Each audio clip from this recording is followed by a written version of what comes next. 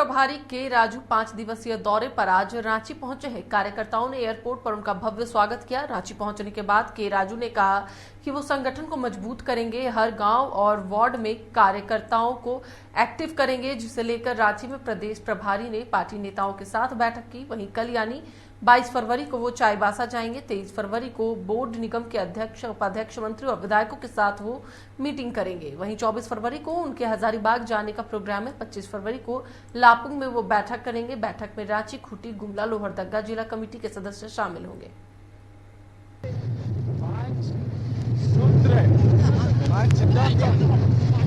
करेंगे। सबसे पहले कांग्रेस पार्टी का वर्चस्व आवाज को मजबूत करने के लिए कोशिश करेंगे। हर एक गांव में, हर एक वार्ड में वर्चस्व को आइडेंटिफाई करके उनका issue. Giridih JMM committee party के स्थापना दिवस को धूमधाम से मनाने की तैयारी में जुट गई है। जेएमएम का स्थापना दिवस 4 मार्च को मनाया जाएगा। शहर के झंडा मैदान में समारोह का आयोजन किया जाएगा। इसको लेकर उत्सव उपवन में जिला कमेटी की बैठक में झारखंड के नगर विकास एवं पर्यटन मंत्री सुदिव्य कुमार सोनू और जेएमएम के जिलाध्यक्ष संजय सिंह भी शामिल हुए। बैठक के दौरान मंत्री सोनू ने कहा कि इस बार स्थापना दिवस बेहद खास होना है। झारखंड मुक्ति मोर्चा के संयोजक मंडली के सदस्यों की, केंद्रीय समिति के सदस्य, सभी सम्मानित जनप्रतिनिधि, सभी निवर्तमान जो जनप्रतिनिधि हैं, तमाम प्रखंडों के निवर्तमान अध्यक्ष, सचिव, संयोजक प्रमुख, तमाम सक्रिय कार्यकर्ताओं को आज आमंत्रित किया गया था। 2 एजेंडे पर आज हम लोग प्रमुखता से चर्चा कर रहे हैं। एक 52वें स्थापना दिवस की तैयारी की समीक्षा, पिछली बैठक में भी हम लोग इन एजेंडों पर झारखंड में नगर निकाय चुनाव की तैयारी में झारखंड जनता दल यूनाइटेड पूरी तरह जुट गई है और जदयू के प्रदेश प्रवक्ता सागर कुमार ने कहा कि पार्टी नगर निकाय चुनाव पर विशेष ध्यान दे रही है और इसके लिए संगठन को मजबूत करने और विस्तार करने की दिशा में काम किया जा रहा है।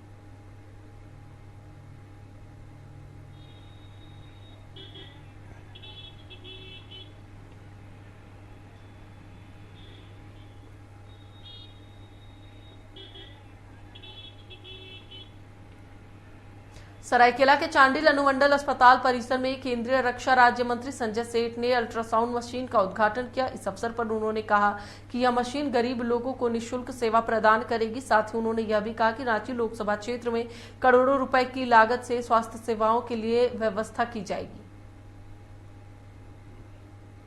रांची लोकसभा जिसमें एक बस में 70 लाख रुपए की लीवर की जांच की मशीन रहेगी। बस आपको उपायुक्त में यह करना है कि ईचागढ़ क्षेत्र में जो वह बस घूमेगी उसमें जो 4-5 टेक्नीशियन होंगे वो रखना। उसी बस से लीवर की जांच, खून की टेस्टिंग, माने पैथोलॉजी ऑन व्हील, हर चीज का टेस्ट हो जाएगा। तो ये बहुत जल्दी हमने ऑर्डर भी कर दिया है और मैं इसकी जानकारी उपायुक्त महोदय के अंदर दे देंगे ताकि वहां स्वास्थ्य सही। जमशेदपुर में डीएमएफटी न्यास परिषद की बैठक हुई, जिसमें सांसद विद्युत वरण महतो, विधायक मंगल कालिंदी एवं समीर मोहंती समेत कई विधायक, प्रतिनिधि, मुखियागण उपस्थित रहे। बैठक में जिला उपायुक्त द्वारा विस्तृत रूप से प्रधानमंत्री खनिज क्षेत्र कल्याण योजना पर प्रकाश डाला गया। साथ ही डीएमएफटी फंड का उपयोग ग्राम सभा के माध्यम से योजनाओं के चयन में प्राथमिकता तय करने की जानकारी दी।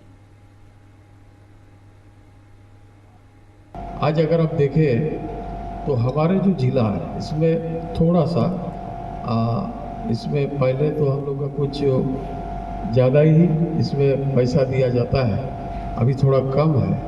यहीं पर हमारा पश्चिम सिंहभूम में लगभग 500 करोड़ के आसपास होता है। इसी पर अगर आप जाइएगा तो हजारीबाग वगैरह में हम देखते हैं, रामगढ़, धनबाद में वो लगभग 1200-1400 करोड़ रुपया उन लोग को डीएमएफटी में आता है। योजनाएं प्राप्त हुई उनको हम लोगों ने बाय रूल देखते हुए और अन्य डिपार्टमेंट्स की योजनाएं देखते हुए कुल 9675 योजनाएं इसमें हमारी पाई गई जो कि इम्प्लीमेंट की जा सकती हैं। उसी को हम लोग आज न्यास परिषद की बैठक में रखे और उसको हम लोगों ने सभी माननीयों की और सभी प्रत्यक्ष रूप से प्रभावित मुखियाओं की प्रेजेंस में उनको हमने पारित किया है। और अब हमारा उद्देश्य यही रहेगा कि आने वाले वर्ष में उसमें हम प्रायोरिटाइज करते हुए अर्जेंट स्कीम्स और मोर इम्पोर्टेंट स्कीम्स को हम लोग जल्दी इम्प्लीमेंट इम्प्लीमेंट करते हुए इस एनुअल एक्शन प्लान को। पाकुड़ में मुख्यमंत्री दाल भात केंद्र के निरीक्षण के क्रम में उपायुक्त के साथ विशेष कार्य पदाधिकारी, बीडीओ और सीओ ने भोजन कर गुणवत्ता की जांच की।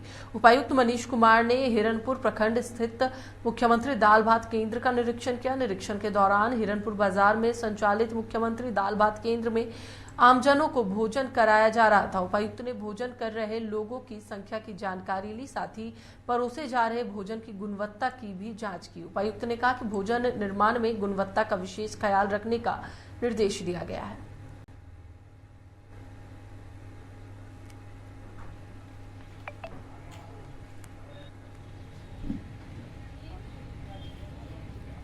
गढ़वा शहर के एक सेंटर से मैट्रिक परीक्षा प्रश्न पत्र लीक का मामला सामने आया है। सेंटर पर मौजूद 3 बच्चों को जब चेक किया गया तो लीक प्रश्न का उत्तर उनके पास से मिला।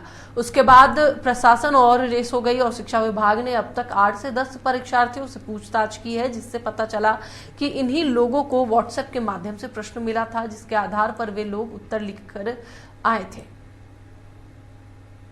बच्चों को दिया गया था, क्वेश्चन से मिलान किया तो चीट में वही आंसर्स थे जो क्वेश्चन जो है में पूछा गया, जो क्वेश्चन दिया गया था बच्चों को, जिससे ऐसा प्रतीत हुआ है कि जो है बच्चों को पहले से जो है क्वेश्चन की जानकारी थी।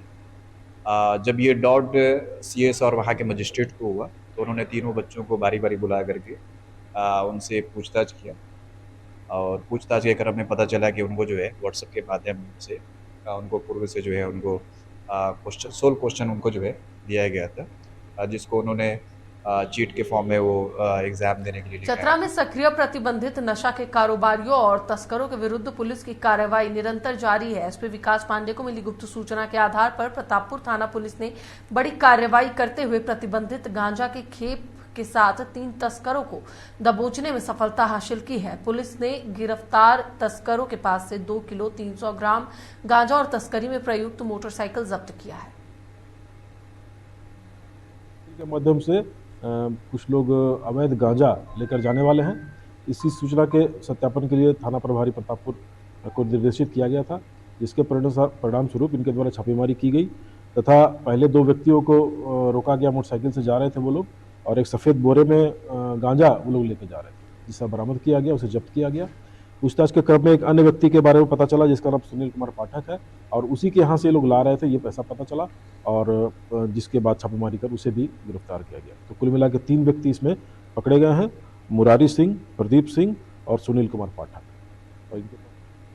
बागमारा के कतरास बाजार स्थित NH 32 के किनारे हनुमंत नगर मौजा नंबर 239 के निर्माणाधीन सोसाइटी के रैयतों ने अपना पक्ष रखने के लिए एक प्रेस वार्ता का आयोजन किया। प्रेस वार्ता को संबोधित करते हुए रैयत दीपक चौरसिया ने बताया कि कतरास निवासी अरविंद कुमार सिन्हा द्वारा फर्जी दस्तावेज तैयार कर प्लॉटों की बिक्री की जा रही है। ये बिल्कुल ही गलत है और तथ्यहीन आरोप है। प्रेस वार्ता में लगभग सभी वर्तमान रैयत उपस्थित हुए जिन्होंने इस आरोप को गलत बताया।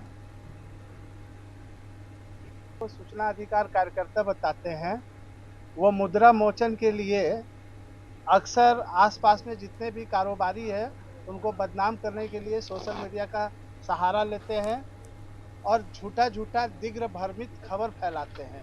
जब उनकी मंशा पूरी नहीं होती है तो अधिकारियों को भी वह गुमराह करने का प्रयास करते हैं। अभी इस जगह पे यहाँ बोला जा रहा है कि 40 एकड़ सरकारी ज़मीन या BCCL ज़मीन का कब्जा कर यहाँ हाउसिंग सोसाइटी बनाया जा रहा है।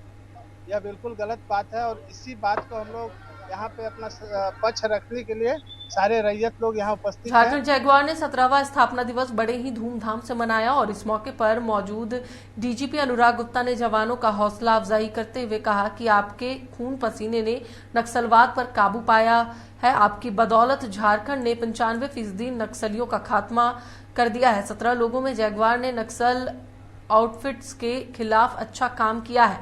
कार्यक्रम में जवानों ने एक से बढ़कर एक कार्यक्रम प्रस्तुत किए।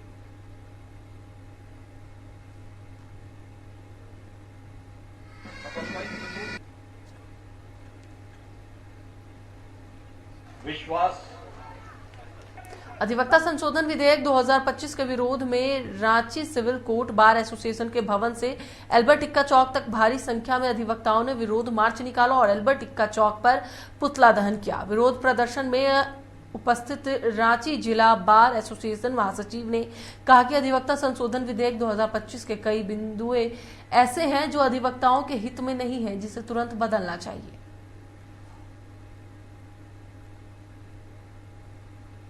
या न्यायालय के रिटायर्ड जज का कोई भी दखल अंदाजी नहीं रहता है, लेकिन इस कानून के पास होने के बाद में वह दखल अंदाजी बढ़ जाएगा, क्योंकि उन लोगों का भी द्वारा सरकार के द्वारा भी इसमें जो है अपना 2 पदाधिकारी को चुनकर भेजा जाएगा जो कि हमारे यहाँ पे रहेंगे और वो डिसिप्लिनरी कमेटी में भी रहेंगे। तो जो निर्णय होता है हमारे अधिवक्ता के खिलाफ अगर कोई डिसिप्लिनरी कमेटी होता है उसका दर्द हम जानते हैं, हमारे अधिकारी क्या जानेंगे। तो उस दर्द को हमको बचाना है, तो इस प्रोटेस्ट बिल का जो अमेंडमेंट बिल है इसका हमको विरोध करना है। जमशेदपुर शहर के वकीलों ने जिला व्यवहार न्यायालय परिसर में केंद्र सरकार के प्रस्तावित वकील संशोधन अधिनियम 2025 के विरोध में जोरदार प्रदर्शन किया। वकीलों के अनुसार ये प्रस्तावित संशोधन वकीलों के संवैधानिक अधिकारों को कमजोर करने की साजिश है।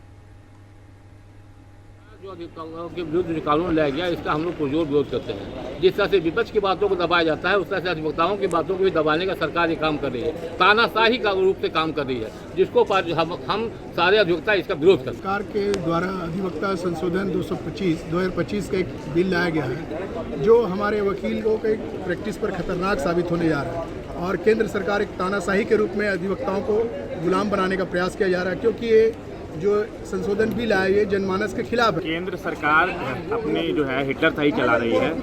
केंद्र सरकार जिस तरीके से हमारे लोग के लिए रामगढ़ जिले के पीटीपीएस जनता नगर स्थित सीसीएल वाटर ट्रीटमेंट प्लांट में बदमाशों ने सुरक्षा गार्ड और कर्मचारियों के साथ जमकर मारपीट की। बताया जा रहा है कि चोरी की नीयत से पहुंचे बदमाशों ने सुरक्षा गार्ड और कर्मचारियों से चाबी मांगी, नहीं देने पर उनके साथ मारपीट किया गया। वहीं मारपीट में 4 लोग घायल हो गए।